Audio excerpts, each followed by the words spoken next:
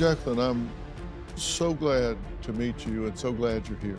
What you've been through is really hard to wrap your head around. How many times were you bitten? I had over 800 bites on my body. 800 bites. They pushed the door open with their heads, and I was immediately brought down to the ground. You know, I've been a student of human nature all my life, and the will to live, the will to survive is something that is it's different in different people. And you see certain people that have astounding courage in the face of overwhelming odds.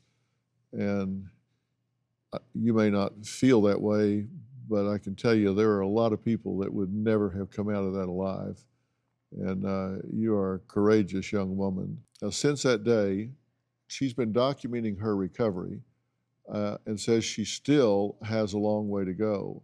And you can look here at what she's been through in terms of the reconstructive surgeries in April 22, July 22, August, and February 23. And you say you've had 18 surgeries? 18 surgeries. Since the attack? And do they have any estimate of how many more you'll have to go through? They don't know the number of surgeries, but they assume 1 to 2 more years. Of just going through it? Yes.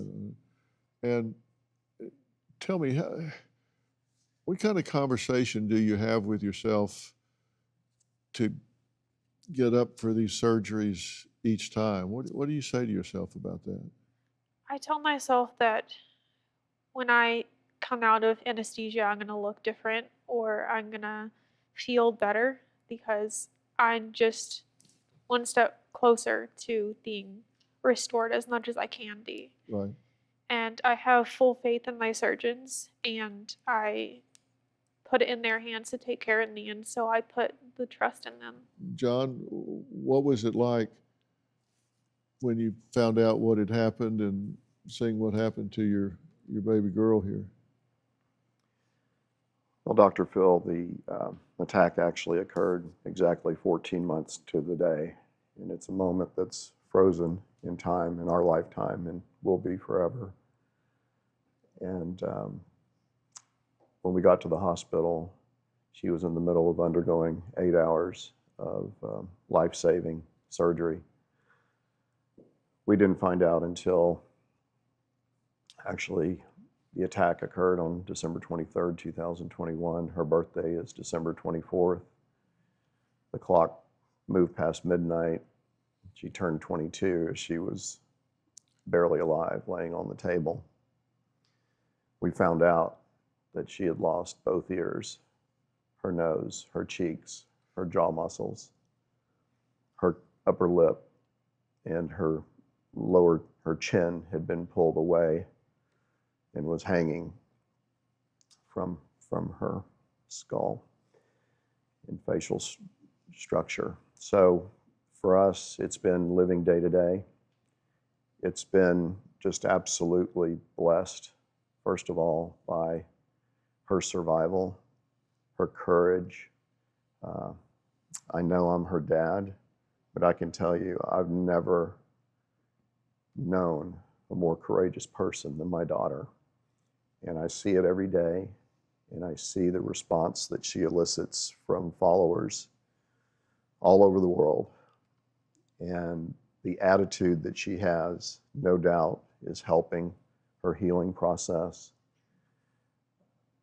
You know, as she lay in a coma for 8 days, her mother and I and the rest of our family just kept wondering, how are we going to be strong for her? And what it's been is she has been so strong for us. Another reason why I don't want to be, I want to show my feelings, is because social media usually hides everything that is bad. And I want to make it a point on social media that there are times where you just can't hide it. And it's good to see the bad, because there's no way there's 100% good in someone's life. Yeah. Yeah, I think I can tell you having a specialty in behavioral medicine, the point at which your psychological functioning and your physiological functioning merge, it's not a weakness to be vulnerable. And, there are times when it's okay to let them hold you up and not have to, steel against everything every day. It's okay to say, don't seem to have it today. It's okay to let others hold you up sometimes and not have to be strong every single day, because you got a loving support system here that cares about you, and that's part of being real as well. And I can tell you that the attitude that you have is such an outcome determinative factor with all that you're going through. This attitude has such an impact on what the end result will be. Crazy how your life can change in a split second. I don't have any pain, kind of hard to talk. I look like a skeleton. For those of you who don't know me, my name is Brooklinn Khoury. I was attacked by a pit bull. We weren't playing, he was just sitting, and I was kind of petting his head, telling him how good of a boy he was. I was standing up. I turned around and I turned back, and he literally lunged at my face, shaking my head like a dog, and then he finally released my head. Something fell on the ground. We went and picked it up, and it was my lip, with my nose and the top part of my lip attached. It took 11 minutes to get to the hospital. So they sewed all my skin to the inner parts of my gums, and my nose they had to sew down. The first day I came back from the hospital, I was looking at myself in the mirror. My parents were helping me get my face dressing on. And I looked at them in front of the mirror, and I almost had a breakdown because it just kind of hit me. I was scared of myself, but in a week I've learned to just love myself, accept what I look like right now, and just know this is not what I'm gonna look like for the rest of my life. Well, Brooklyn, thank you for being here. Thank you for having me. Have you met each other backstage? No. So when I first got into the attack, I wasn't able to find anyone online that had gone through something similar, or somebody that was experiencing what I was going through. So I started posting my story in case that, unfortunately, if someone was going through it, they could be able to relate. And a lot of times when I was just posting my stuff, I was just posting it to see the progress and how I was going to heal. But I ended up getting a message and messaging Jacqueline because I had noticed that she was going through something. And I'm pretty sure you reached out to me and was like, hey, I'm seeing your story. We were able to just, I think, relate based on what we're both going through. So, okay, great. Yeah. Well, now you meet in person. I know, so it's great. We were having so much fun backstage, so. That's great. So this, like we've talked about before, was nothing, no red flags. You didn't see anything coming at all. No, not at all. You were just petting this dog, say, good boy, good boy. Yeah, I was and you'd turn around and boom. Yeah, I was standing in the kitchen. I play it back in my head trying to find something that would make sense. No dog toy, no dog bowl. There was nothing that caused the dog to snap or act aggressively. But I was petting his head, and I turned to look at my cousin, and I turned back, and he actually sprung off the ground, and my fight or flight kicked in. I was going in kind of like a sumo wrestling position, just holding his head and just going wherever he went. He was probably attacking me for 60 seconds, and then finally felt a release. Then something flew and hit the wall, and then dropped on the ground, and then I just noticed blood, and yeah. You've got fear, protection, territoriality, food, all these things that can trigger. It seems like none of these were in play at the time. What would trigger a dog to do this?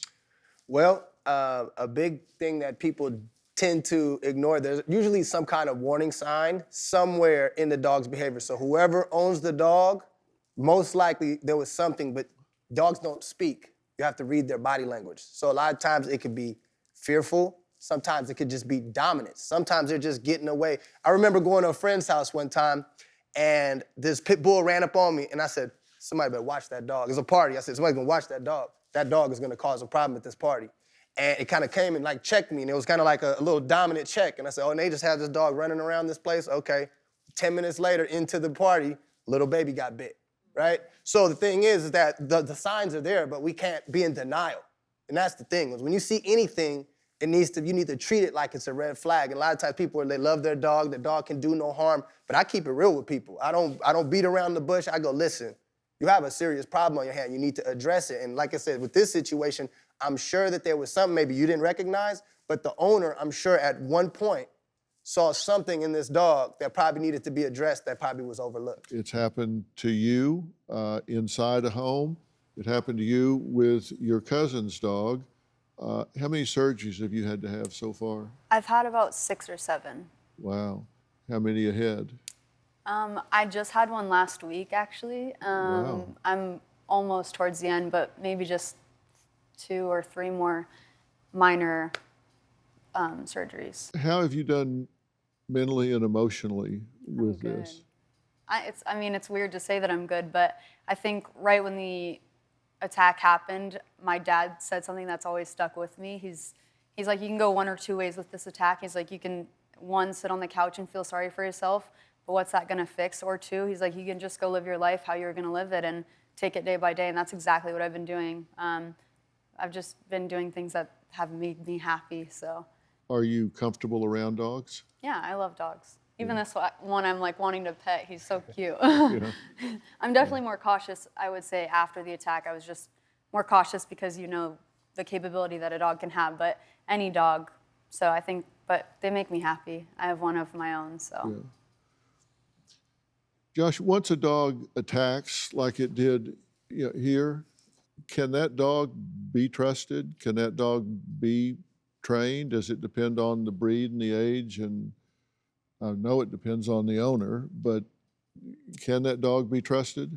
Yeah, I think with proper behavior modification and predictable behavior and you actually proofing. So a lot of people tend to teach the dog behavior, but they don't proof it. They don't proof it with the distractions and the social settings that the dog might encounter. And a lot of times obedience is out the window when the dog is scared or stimulated. So you need to make sure that the behaviors have been proofed, and it's always gonna be a management case. I never tell someone, oh, just go act like nothing happened. Like, you always have to keep it in the back of your mind that the dog did what they did. But to answer your question, yes, dogs can be rehabilitated because most aggression a lot of times comes from fear. And if the dog is not as scared, it'll be less prone to react. Do you have a story or a question for me? Click the link in the description and tell me what in the world is going on.